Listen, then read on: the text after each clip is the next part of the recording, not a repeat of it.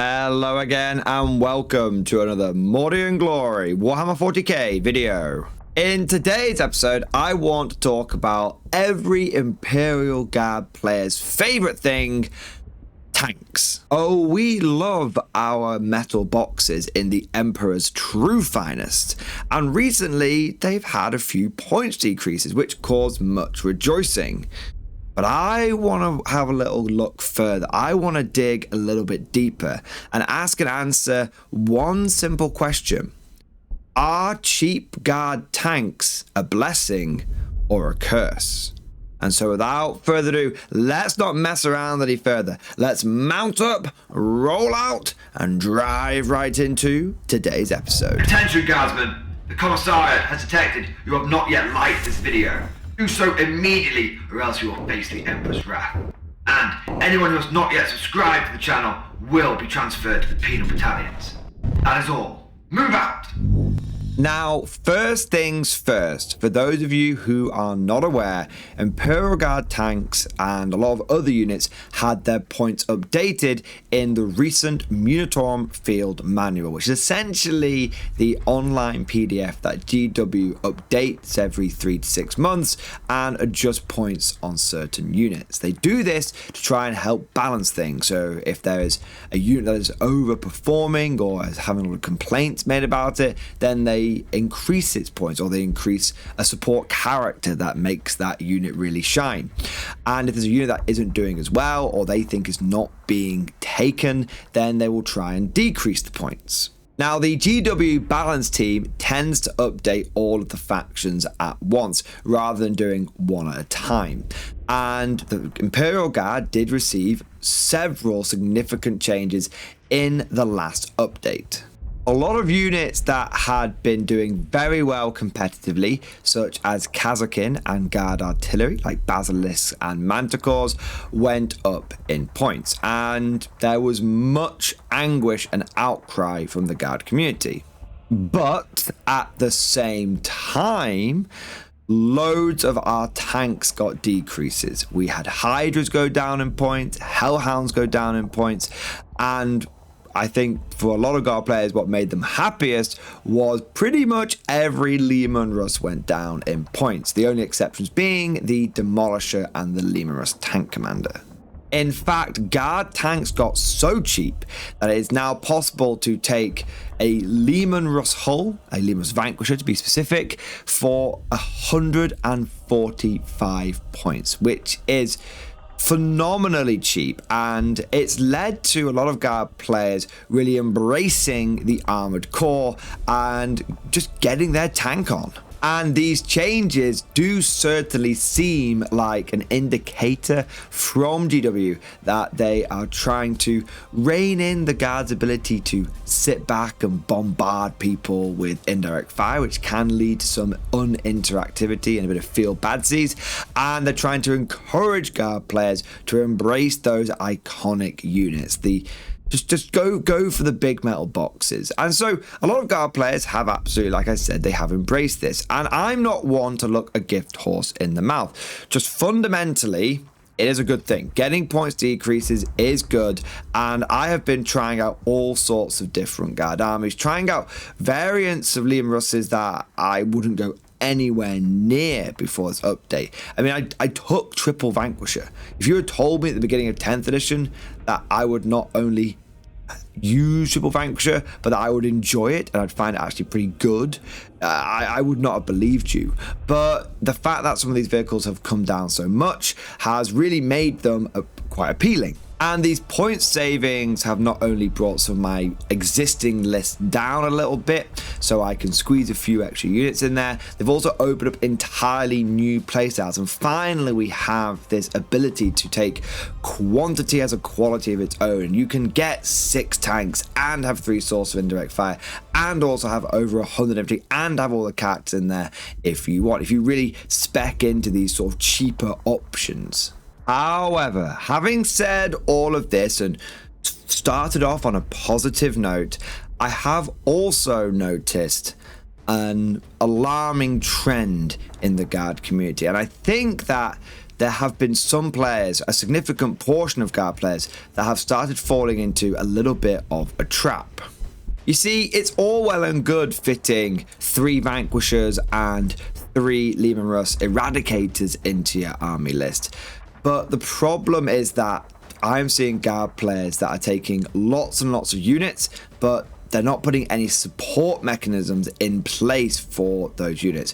With a specific example being, we're seeing lots of tanks, but we're not seeing a lot of tank orders. People are talking about taking Leman Russ tank companies that you can fit 12 Russes into an army list now, but then they've only got 1 tank commander, and he might not even have Grand Strategist. And I truly believe this is a mistake. I truly believe this could be a trap. And hey, I might be wrong, and maybe tournament results will start coming out of tank companies steamrolling across the map. But I have found in my experience that sometimes it is easy to get bamboozled by the number of, I'm taking like 9 Leman Russes in my list, amazing. But all of those Russes are hitting on ballistic skill 4+. And if you've not got any orders in place to support them, what you're actually doing is just filling your list up with shite, filling your list up with lead, but you've got nothing that can act as the alchemist to turn it into gold. You see, the problem with a lot of Guard units is that on their own, they're just not that good. If you compare an unsupported Leman Russ Vanquisher to just an unsupported Gladiator Lancer, they're both just in their respective attachments, they're just relying upon their own data sheets.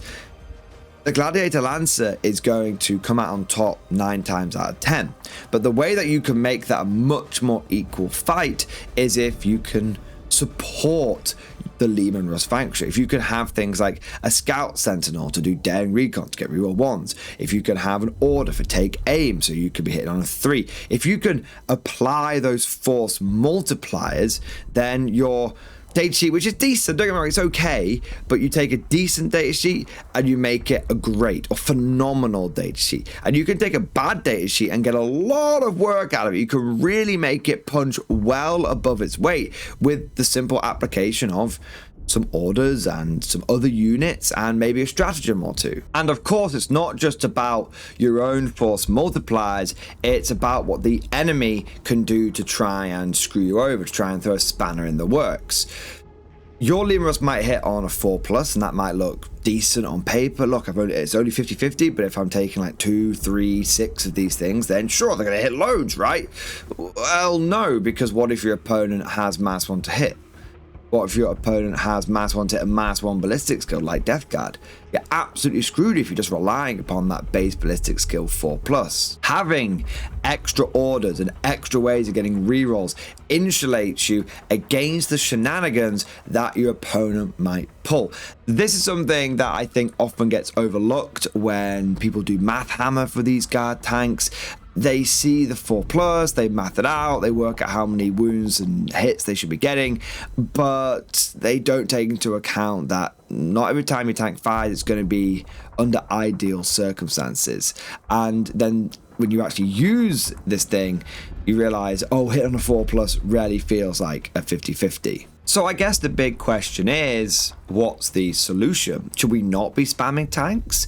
Not at all. It just requires a little bit of planning and finesse when you're putting your army list together. I tend to find that a reasonable number of tank orders that is easily accessible for most Guard players is 5. You've got the Lord Solar Command Blob, and then you've also got a tank commander with Grand Strategist. Now these 2 units will set you back about 460 points, and then you have to take into account the vehicles that they will be ordering. Now, with those 5 tank orders, one of those orders will go from the Lord Solar to the tank commander, so you'll be squeezing in 4 other vehicles that you will want to receive take aim from one of those 2 officers. Now, there's lots of traditional tank choices that will benefit for those orders, like your Leman Russ Exterminators, but if you're wanting to squeeze a bit more armor in, take advantage of these cheaper options, then you've got the Vanquishers and you've got the Eradicators. But it's also important to remember that if you don't want to spend 460 points just on orders for your vehicles, I mean, that is it's almost 25% of your list. There are vehicles which don't rely upon orders. You have access to Hellhounds, and I have to say Hellhounds have had a big glow up with these points decreases, because you can take a Lord Solar with his 3 tank orders and have him boss around 3 Leman Russes, whatever Leman Russes you want. And then you've got your Hellhounds, and if you give them Inferno Cannons and Heavy Flamers, they don't need any order support whatsoever because they automatically hit. And the most common tank order you're going to be using, or I should say orders for your tanks, is going to be Take Aim. You've also got units like the Leman Russ Battle Tank, which can have its own inbuilt rerolls to hit, which hugely insulate it. And then you've got units like the Basilisk, which doesn't need orders. You can either give it an order, or you can just rely upon the fact that if it stays still and shoots out of line of sight between the heavy and the lethal hits, it'll probably generate enough damage. I would say the same for the Manticore. The Manticore is 190 points now. It's a bit too pricey and a bit too swingy.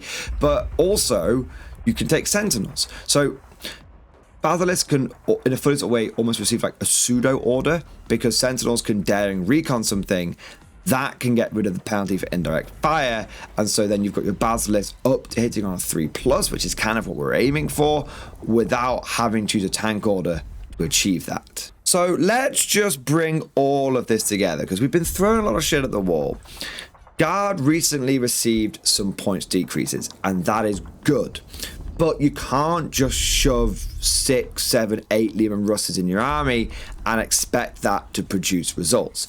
Fundamentally, Guard is an army that requires units to work together. So you want to either make sure that you have a sufficient number of tank orders in your army to make sure that all of these cheap vehicles aren't just essentially paper tigers and can actually do something, or you want to be clever with your list building and lead into units that don't require orders or can essentially get pseudo orders by things like Sentinels. But of course, all of this is just like my opinion, man. Let me know what you think down in the comments section below. Have you been enjoying your cheap armor? If so, how have you been making it effective on the battlefield? If you enjoyed today's video, don't forget to smash that like button and also subscribe to never miss an episode. Would you like to know more? If so, then please consider becoming a channel member or patron. By supporting the channel, not only will you be doing your part, but you'll also be helping me create more content for your viewing pleasure and unlocking a whole host of perks. You get everything from a badge next to your name, custom emojis, but the big one is access to the Mordian Glory Discord server, an online community with almost 2,500 active members. It's always popping off in the MG Discord. We've got channels for army lists, hobbying, tactics, stories, and even a pretty spicy meme section as well. For all you greenhorns that wanted to see the Mordian Glory Hole, today is your lucky day.